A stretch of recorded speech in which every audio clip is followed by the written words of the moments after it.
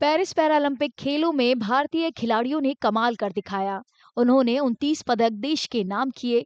इनमें 7 स्वर्ण पदक शामिल थे। उनकी उपलब्धियां भारतीय पैरा खेलों के लिए यादगार बन गई। पेरिस पैरालंपिक खेलों में भारत 30 पदकों से सिर्फ एक कम था। पदक तालिका में भारत 18वें पायदान पर रहा। भारत ने पहली बार 20 पायदानों से नीचे अपनी मौजूदगी दर्ज कराई। भारतीय दल का खाता पैरालंपिक खेलों के पहले दिन ही खुल गया। पहला पदक निशानेबाज अवनी लेखरा के नाम रहा। उन्होंने 10 metre air rifle standing SH मुकाबले में स्वर्ण पदक जीता। वे पहले ही दिन इतिहास रचते हुए लगातार 2 पैरालंपिक खेलों में स्वर्ण पदक जीतने वाली पहली महिला खिलाड़ी बन गई। इसके साथ ही उन्होंने आगे के लिए भारतीय टीम की दिशा भी तय कर दी।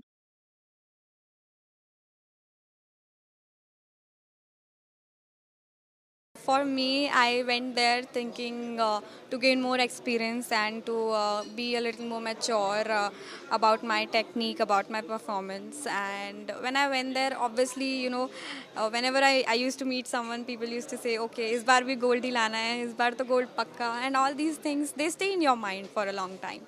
So I just try to, not take it on the field and just keep it, off the lane, and just wanted to just focus.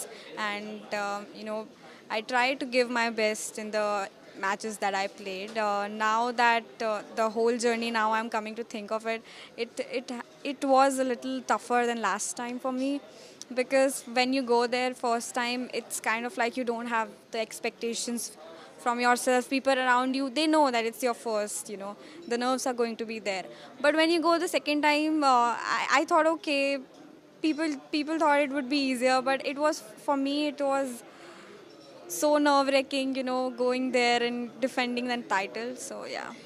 Avani Lekhara के नक्शे कदम पर चलते हुए स्प्रिंटर प्रीति पाल ने पहले ही दिन महिलाओं की 100 मीटर T35 स्पर्धा में कांस्य पदक जीतकर इतिहास रच दिया। 3 दिन बाद महिलाओं की 200 मीटर T35 स्पर्धा में भी उन्होंने कांस्य पदक जीता। Very very big proud moment for me. इतना माहौल मैंने कभी नहीं देखा था अपनी जिंदगी में। ये मेरे लिए एक सपना था और जो कि सच हो गया है, उसके लिए बहुत बहुत एक ही पैरा में 2 मेडल। यस, उसकी कितनी खुशी है?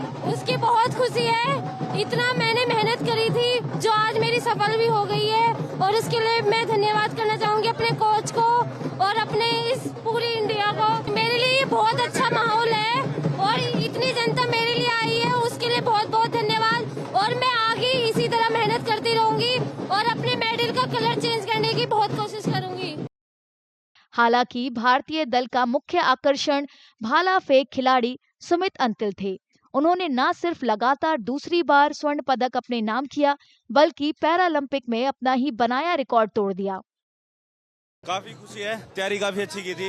ये मेरे परिवार की मेहनत है, मेरे कोचों की मेहनत है और सभी देशवासी जिन्होंने दुआएं की, सभी की मेहनत का फल है। इंजरी के बावजूद भी ऐसा ताबड़तोड़ परफॉर्म किया आपने, और एक अभी हम जब आपसे प्रेस कॉन्फ्रेंस में बात कर रहे थे तो आपका एक कॉन्फिडेंस अलग झलक रहा था, उसके बारे में क्या बोलेंगे?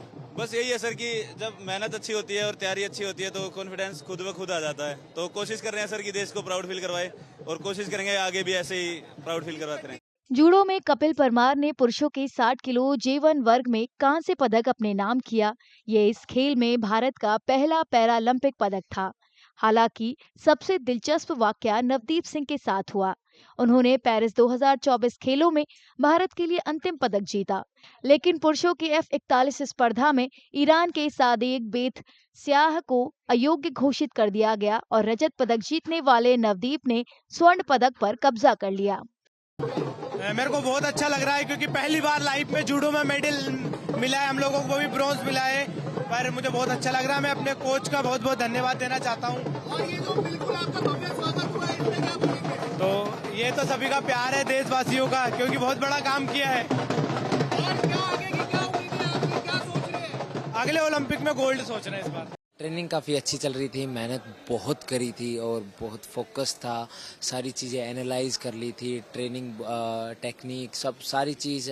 फ्रांस में 21 तारीख को मैं चला गया था, 7 तारीख को मेरा इवेंट था और सारी चीज़ों पर ध्यान करके इस बार गलती की गुंजाइश बहुत कम छोड़ कर गया था कि कैसे भी उधर बारिश का भी मौसम था, उसके लिए भी तैयारी करके गया था कि जैसा भी होगा देखा जाएगा। मतलब बारिश भी होगी तो भी अच्छा परफॉर्म करेंगे, कि पता था बारिश होगी तो क्या करना है, बारिश नहीं होगी तो क्या करना है। तो सारी चीज़ों के लिए अलग अलग प्लान रेडी थे, प्लान ए प्लान बी सभी रेडी थे। थ्रो का टाइप कैसे करना है, पहली थ्रो कितना कैसे करना है, दूसरी थ्रो एफर्ट कब लगाना है, ऑल आउट कब जाना है, हर एक चीज़ के लिए प्लान रेडी था। और इस बार गलती की गुंजाइश बहुत कम छोड़ के गए थे और परिणाम स्वरूप वो भी सारी चीज़ अच्छी हुई और काफ़ी अच्छा महसूस हो रहा है कि जब देश के लिए मेडल आया, देश का नाम हुआ और 7 में से 1 मैं भी हूँ, तो काफ़ी अच्छा लग रहा है। पेरिस पैरालंपिक में भारत के पदकों का आंकड़ा 30 के करीब था।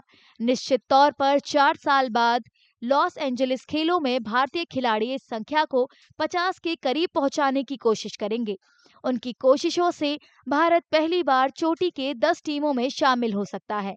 अगर ऐसा होता है तो ये भारत जैसे देश के लिए अहम उपलब्धि होगी, खासकर एक ऐसे देश के लिए जो हाल फिलहाल तक एक एक पदक के लिए तरस रहा था, चाहे फिर बात ओलंपिक की हो या फिर पैरालंपिक की। अगर आप ये वीडियो YouTube पर देख रहे हैं तो हमारे चैनल को सब्सक्राइब करें और बेल आइकन को दबाना ना भूलें। अगर आप Facebook पर ये वीडियो देख रहे हैं तो हमारे पेज को लाइक करें।